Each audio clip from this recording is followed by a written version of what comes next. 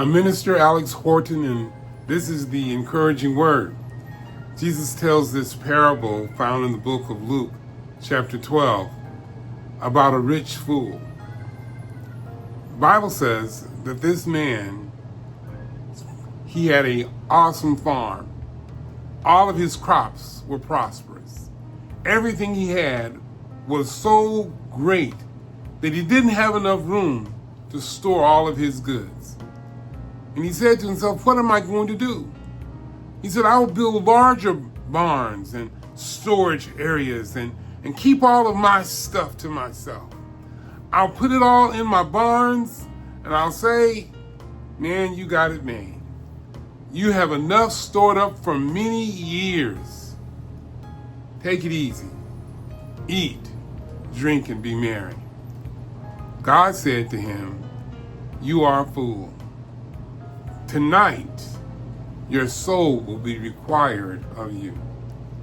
Then, who will be all the things? Who will own all the things that are in your barns?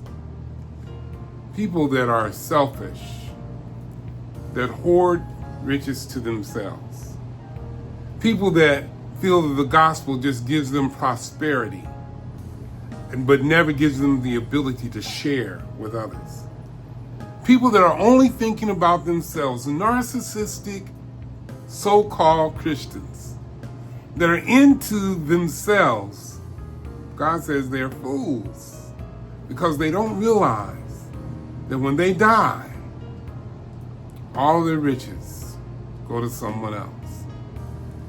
Listen, if you really want to serve God, you have to serve others. Jesus is talking to us to be selfless. Yes, Jesus wants us to have nice things, but Jesus wants us to give because it's more blessed to give than to receive. When we give to others, God will always give more to you. And unfortunately, there's so many people today that think only of themselves. We live in a nation that constantly thinks of itself. And our nation has this nationalistic thought that we can just keep everything we have and take our ease. And Jesus says that's foolishness. Foolishness is when you think you can own things, because actually we don't own anything.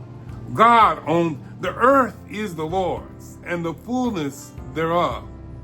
And when we understand his ownership, then it is our joy to give to others. Because when we give to others, that is the greatest thing that we could ever do. We are following the example of Jesus. God so loved the world that he gave his only begotten Son. When we give, we act as if we are reflecting Christ's life. We are challenging the world by our behavior, not to keep, but to give. The encouraging word today is live for God and serve others.